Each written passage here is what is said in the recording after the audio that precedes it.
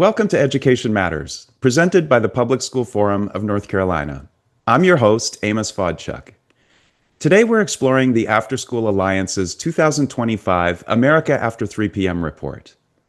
According to the findings, North Carolina parents and families overwhelmingly agree that after-school programs keep their children safe, off screens, and learning.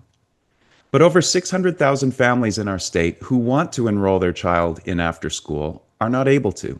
To help us delve further into the report and what its findings mean for students and families in North Carolina, we're joined by Elizabeth Anderson, Director of the North Carolina Center for After School Programs, Dr. Erica Williams, Vice President of Education for the Dogwood Health Trust, and Jeff Coltrane, Senior Director of Government Affairs and Strategy for the North Carolina Department of Public Instruction. Thank you all for joining us.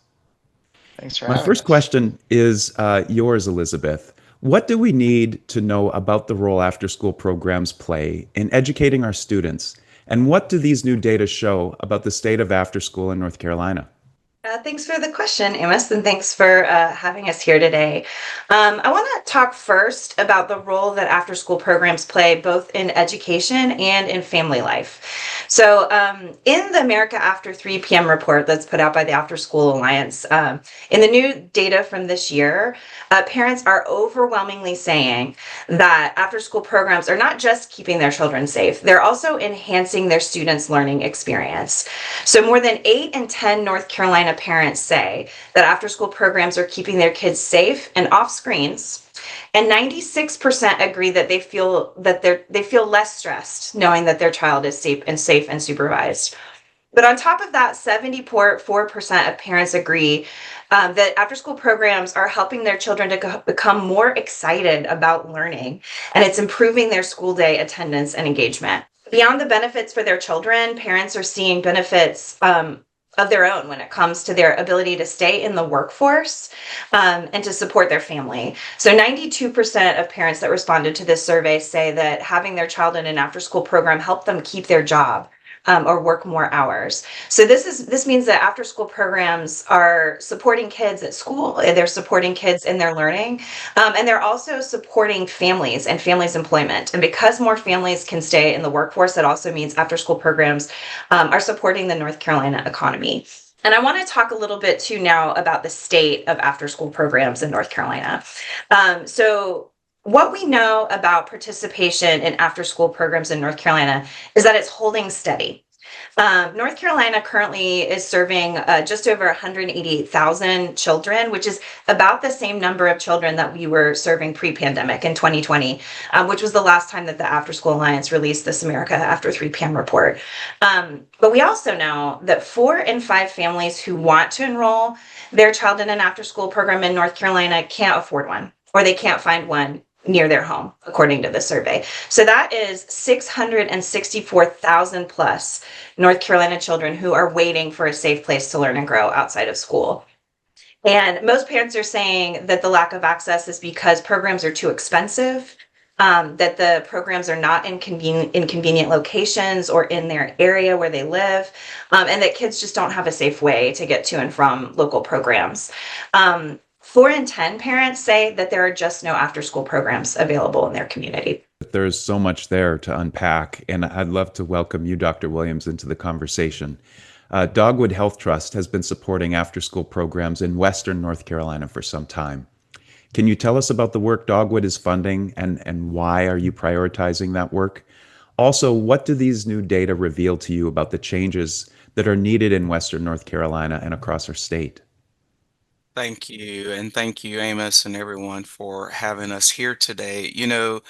The leadership at Dogwood understands that childcare challenges for working families don't end once individual kids begin kindergarten.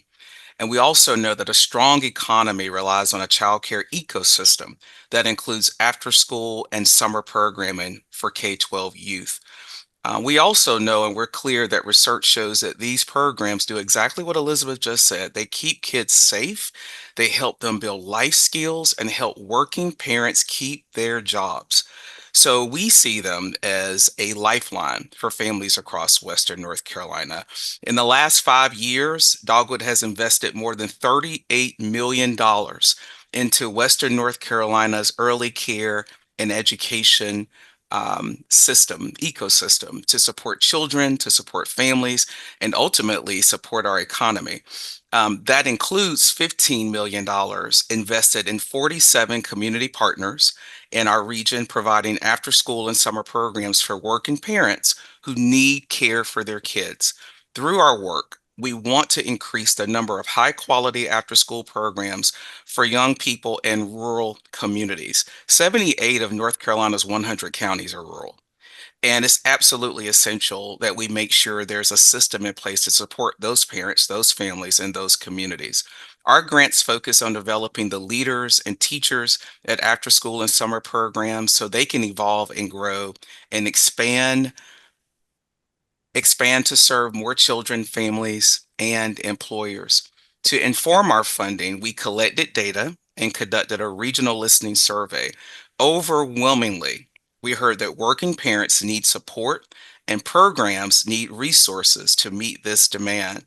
Some of our goals were to strengthen after school in our region, and we learned that regional after school collaboratives make a difference, that these programs need flexible multi-year funding opportunities, that professional learning and capacity building for program development, youth mental health, and social emotional learning are critical. And we know that it also works to support the workforce and keep it stable. But we also know that transportation and program accessibility, as the data in the study raised, are critical. We also have found that our after school providers grow and are engaged in statewide and regional efforts. We believe that we align with other funders who collaboratively invest in strategies and solutions that can be replicated across the state, and we're committed to making meaningful investments that build high quality, accessible programs for children, working families, and local economies. Impressive, Erica. Thank you so much for that share. Jeff, you've been working on the superintendent's plan for our state's local public schools, achieving educational excellence. I'd be interested to get your take on these data, particularly what parents say about how after school helps their children improve school attendance and get excited about learning. How does this fit into the goals DPI has for our public schools? Thank you so much, Amos, for having me on today, and it's great to see you all. As you did mention, the superintendent and the State Board of Education have adopted a joint strategic plan called Achieving Educational Excellence. This plan was adopted in August, and we're in the process of rolling out the actions and beginning the work that's laid out in the plan. This is the first time in many years that the State Board and the superintendent have adopted a joint strategic plan. So we're really excited about the collaboration and the commitment there that both the State Board and the superintendent are making. The vision for the plan, Achieving Educational Excellence, has three parts. The first is academic achievement for all students. The second is character development for our children. And then the third is to make North Carolina's public schools the best in the nation by 2030. And as the superintendent regularly says when he's out talking about the plan, this plan is not just the superintendent and the state board's plan. It's our plan. It's everybody's plan. It's our educators. It's our students. It's our parents. It's our community members. And I think that's really where the connection comes in with after school and some of the data we're talking about today. The plan has 8 pillars of activity, and I see really connections with at least three of those key pillars. The first pillar is preparing each student for their next phase of life. And as both Dr. Williams and Ms. Anderson said earlier, this is a key thing that our after-school programs do. They provide academic supports to students after school, helping them with their homework, providing enrichment activities for them to learn and grow beyond the school day, providing opportunities for career-connected learning where they can experience what different jobs are like or learn about careers that might be available in their area. And so our after school programs really are going to be a pivotal part of making sure that we're helping to prepare all students for their next phase of life. After school really helps to accelerate learning and sort of boost success for our students. The third pillar is around enhancing parent, caregiver, and community support. And again, here's another key intersection where after school helps to support our students by providing those safe learning environments for children after school, but also providing opportunities for parents to work and to make sure that they're helping to support their families. And so the students in after school are really getting that key support from their communities. And then the fourth pillar, the third area is around safe and healthy learning environments. And again, another space where after school programs play a critical part in supporting our students. Um, it's a great place for them to go where after school their learning is nurtured, their health is nurtured. Parents know that they're in a safe space and that they're getting the care that they need so that they can continue with their day. I've always said that after school is like a trifecta, and not only supporting the student, it's also supporting the parent with being able to stay in their job, and it's supporting our local economy. So making sure that those parents are part of the workforce and they're there to help with the businesses and their local communities. So really see a lot of intersections between after school programs across our state and the strategic plan that the board and the superintendent have adopted. After the break, we'll continue our exploration of the 2025 America After 3 p.m. report.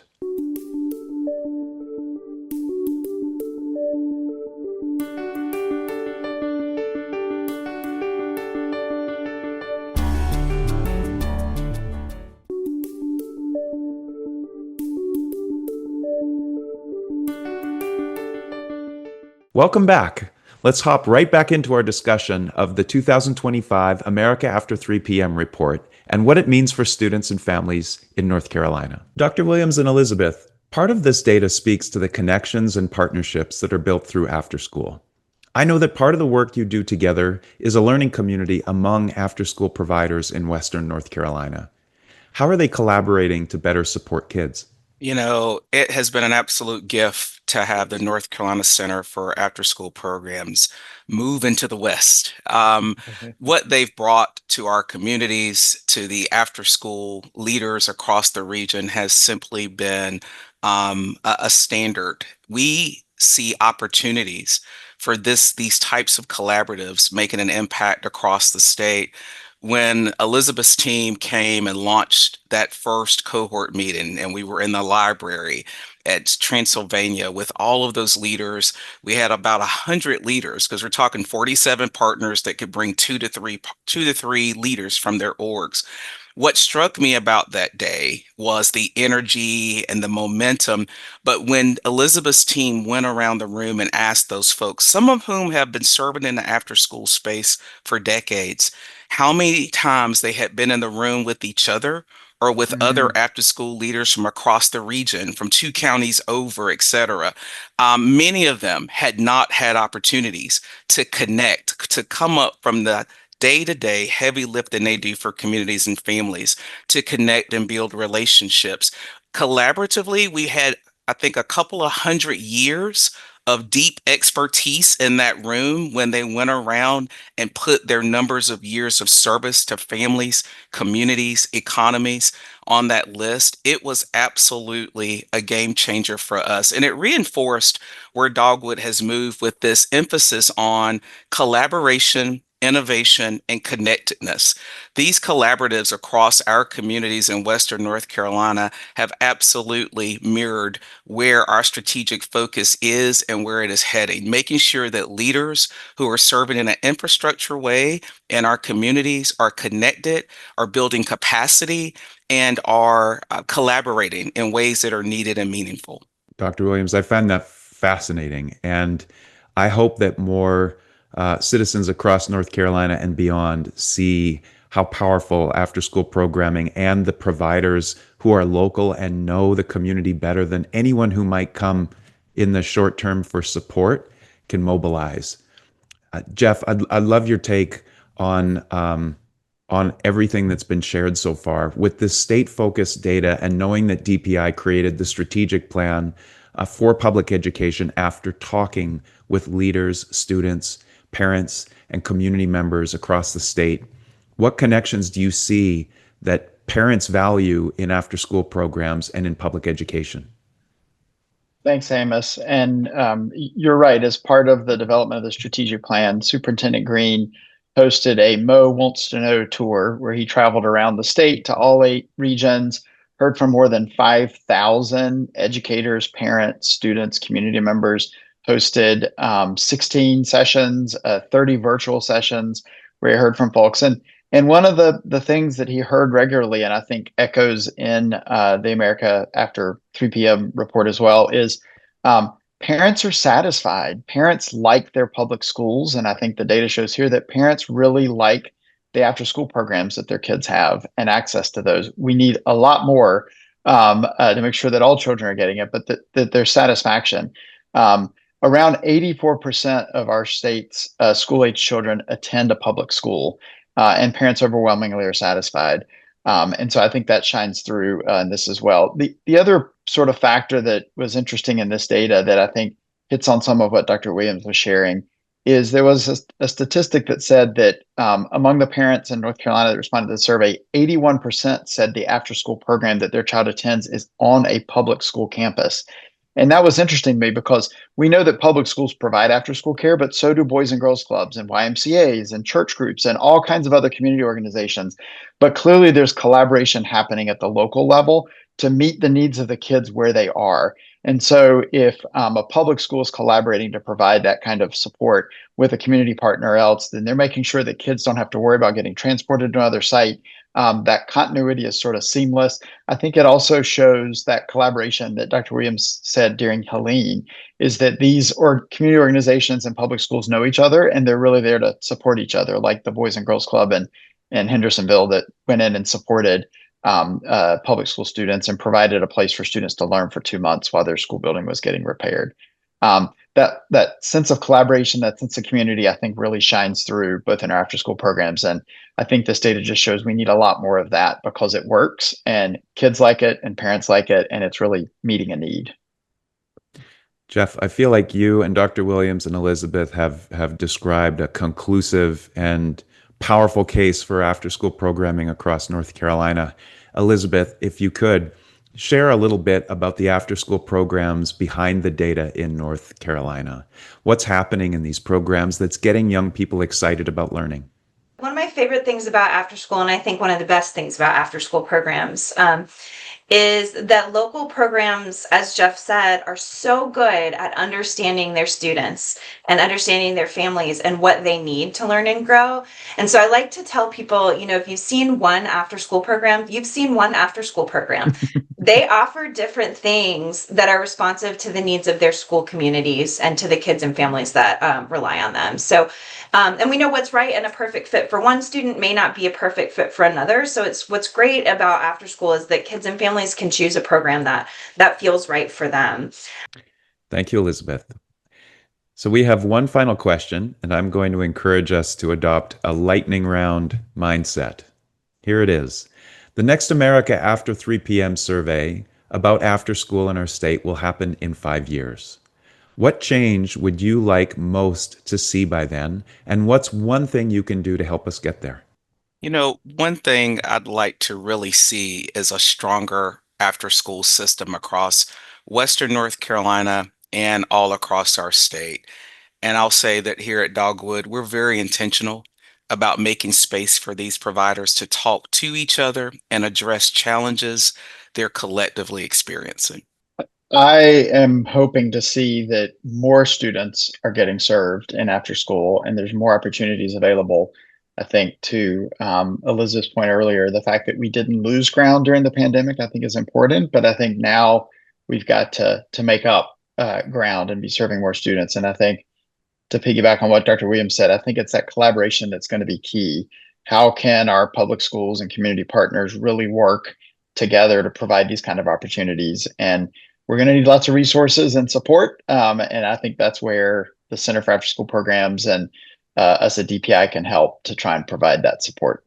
Well, I'll add on to what Jeff has just said. I think we do need support to make this happen. And so what I would like to see is for our state level leaders to step up and create some dedicated public funding for after school in North Carolina.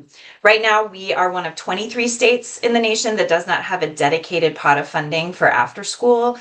We have federal funding through the North Carolina or through the 21st Century Community Learning Center grants, but we don't have a state line item.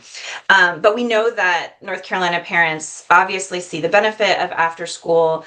And across the political spectrum, about 5 and 6 parents are in favor of public funding for after school opportunities, and that's across all parties. So I think what I would like to see is for our state leaders to begin to recognize that after school is really not optional. And I think at NCCAP, we're committed to working with leaders, working with partners, and working with our coalition of after school providers across the state to help folks see how important it is that we support these opportunities. Well, thank you. Good people, you've heard it here first. After school programs matter, and there's an incredible history and momentum behind these initiatives in virtually every community across North Carolina. We can do so much more at a greater scale if we prioritize these programs in our state. Elizabeth Anderson, Dr. Erica All right. Williams, Jeff Coltrane, thank you so much for joining us today. Thank you. Thank you. Thank you. After the break, this week's final word.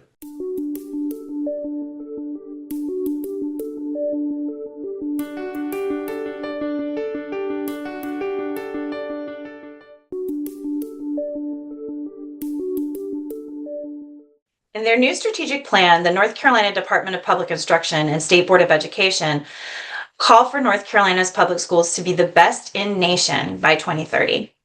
Given that more than 80% of our students' time is spent learning outside of school, we simply cannot be the best in the nation without strong after-school and summer learning programs. And North Carolina parents know this is true. They say that after-school programs keep their children safe and off screens between the end of the school day and the end of their workday. Plus, more than 8 in 10 North Carolina parents say that after-school programs help their children become excited about learning, provide opportunities for reading or writing, and provide learning activities that are not offered during the school day. We talked about today how after-school benefits go beyond supporting children. Strong after-school programs also support working families in our state's economy. More than 8 in 10 North Carolina parents say that having their child enrolled in after-school allows them to keep their job and to work more hours. But right now, over 664,000 children in North Carolina and their families who want an after-school program can't afford or access one. Parents say their biggest barriers are cost, lack of safe transportation, and availability of programs in the area. By failing to meet the demand for after-school programs in our state, we're forcing families across North Carolina into impossible choices. Do parents who can't afford an after-school program leave work early to pick up their child from school, risking losing their job? Or do they send a child to a cheaper or less quality program without transportation and ask their child to walk down a busy road every day to get there? Do they allow their children to ride the bus home and spend their after-school hours unsupervised or on screens? These are real questions that North Carolina families are facing right now. The good news is that we can make after school more affordable and more accessible to all families. North Carolina is one of only 23 states that does not have dedicated state funding for this essential infrastructure. Yet, parents across the political spectrum overwhelmingly support funding for after school. As a state, we have to decide that after-school programs are not optional. They're actually the key to enhanced learning and safety for North Carolina's children and job security for their parents. I encourage all of us to stay engaged and demand public support for after-school programs. I believe our children, our families, and our state deserve to see a clear, dedicated commitment to children, both during and after school. Thank you for taking the time with us to learn and think about education. That's all for today, and we'll see you next week.